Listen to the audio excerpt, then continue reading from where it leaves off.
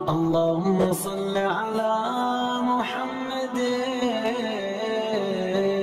وآل محمد۔ السلام علیکم ورحمۃ اللہ وبرکاتہ۔ آج میں آپ کو جس حدیث نبوی صلی اللہ علیہ وآلہ وسلم کے بارے میں بتاؤں گی، اس کا عنوان کچھ یوں ہے: پہلے سلام پھر کلام۔ ایک دفعہ ایک شخص رسول پاک صلی اللہ علیہ وآلہ وسلم کی خدمت میں حاضر ہوئے اور آپ صلی اللہ علیہ وآلہ وسلم کے دروازے کے باہر کھڑے ہو کر عرض کیا: یا رسول اللہ، کیا میں اندر آ جاؤں؟ تو آپ صلی اللہ علیہ وآلہ وسلم نے اپنے خادم سے فرمایا: جاؤ اور اسے اجازت لینے کا صحیح طریقہ بتاؤ۔ وہ یہ کہ پہلے السلام علیکم کہے اور پھر کہے کہ کیا میں اندر آ جاؤں۔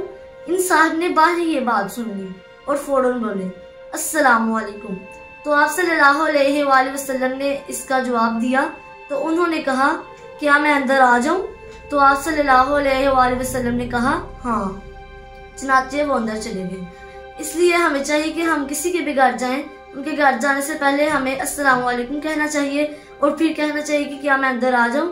اگر اجازت ملے تو ہمیں اندر چلے جانا چاہیے، ورنہ ہمیں واپس لوٹ جانا چاہیے۔ اور میں آپ کو ایک اور حدیث نبی صلی اللہ علیہ وآلہ وسلم بتاتی چلوں، اس کا عنوان کچھ یوں ہے: کون دوست کی کون جنتی۔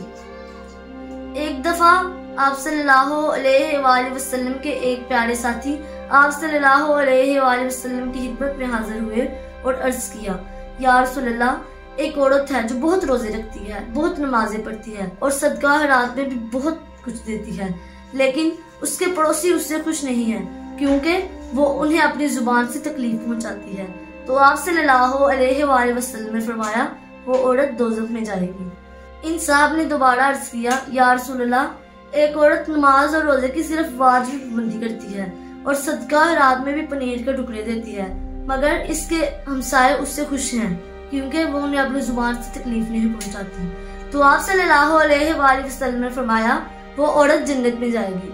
اس لیے ہمیں چاہیے کہ ہم اپنے پڑوسیوں کا زیادہ سے زیادہ خیال رکھیں کیونکہ قیامت والے دن ان کے بارے میں پوچھ گچھ کی جائے گی۔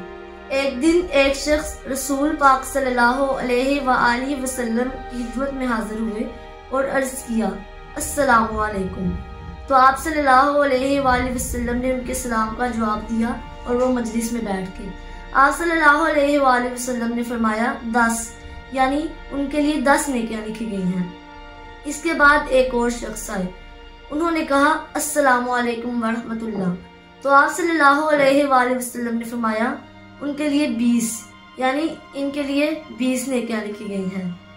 اس کے بعد ایک تیسرے شخص بھی آئے، انہوں نے کہا: السلام علیکم ورحمۃ اللہ وبرکاتہ۔ تو آپ صلی اللہ علیہ وآلہ وسلم نے فرمایا: 30، یعنی ان کو 30 نیکیوں کا ثواب مل گیا ہے۔ اللهم صل على محمد